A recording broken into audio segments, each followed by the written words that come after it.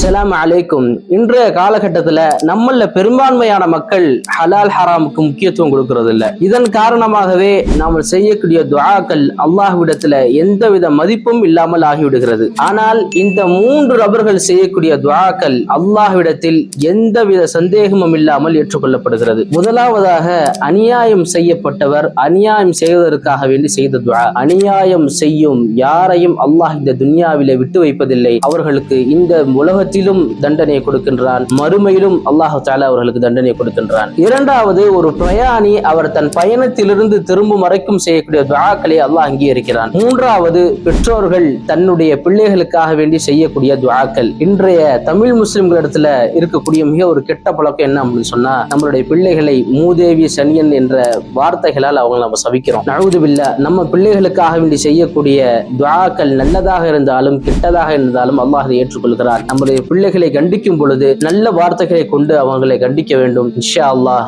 அல்லாஹ் இது போன்ற காரியங்களை விட்டும் அல்லாஹ் நம்மளை பாதுகாக்க வேண்டும். இது போன்ற பிரயோஜனமான விஷயங்களை தெரிஞ்சுக்கிறதுக்கு நம்ம பேஜை ஃபாலோ பண்ணிக்கிறோங்க.